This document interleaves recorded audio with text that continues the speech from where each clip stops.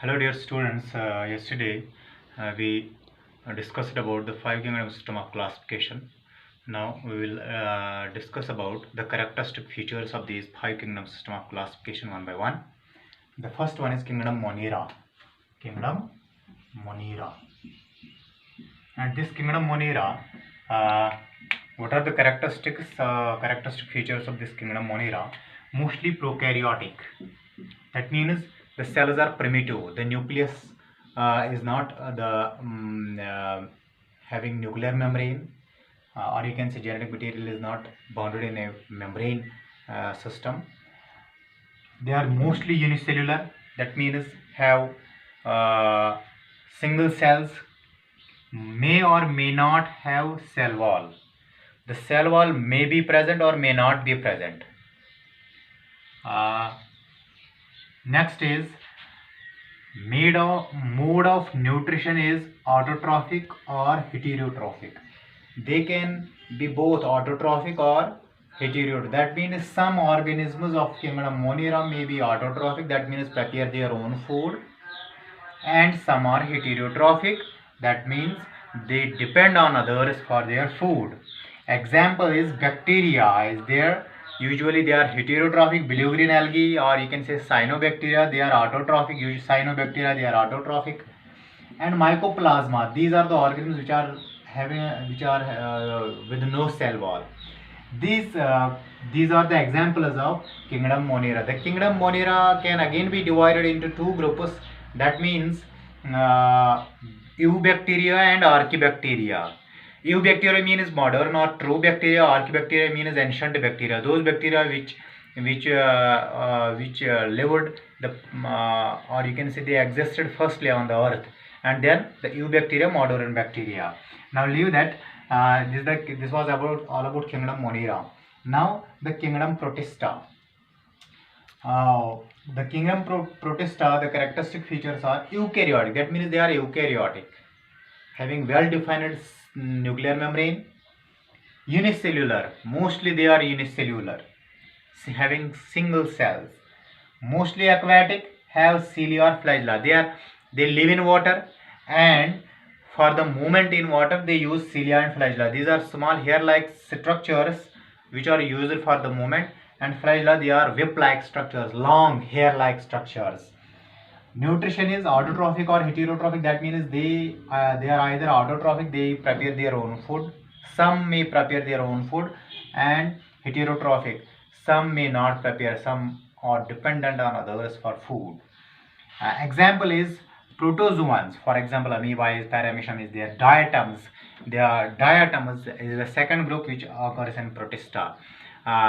Eglinoids. That means if you look toward the Eglina, this is the protozoa which performs photosynthesis when present, or you can say when light falls on it, and then if the light is not present in the habitat of that Euglena, then it depends on others for food. That means Euglena have both autotrophic and heterotrophic nutrition. The group in which Euglena comes, that is Euglenoids. Now the third kingdom is kingdom Fungi. These kingdom Fungi, they are again eukaryotic, that means have well-defined nucleus. Uni or multicellular, they may be unicellular or multicellular, both. They can be unicellular as well as multicellular. And they have exclusively, that means heterotrophic mode of nutrition. They definitely depend on others for food. They do not have autotrophic mode of nutrition at all. Use decaying organic matter as food. They have special heterotrophic mode of nutrition, that is the mode by which they utilize the decaying organic matter as food, and that type of nutrition is known as saprotrophic nutrition. That means saprotrophs are the organisms which obtain their food from dead organisms or dead and decaying organisms. That is saprotrophic nutrition, or you can say saprotrophs are the organisms having saprotrophic mode of nutrition. And on the basis of this, they are known as scavengers. That means they clean our atmosphere, environment by decaying the organic matter. Some forms associate with algae and they form associations. Some fungi form association. They get combined with other forms of life and form a fixed association, a particular association. Um, Usually they form association with algae. It is a group of plants.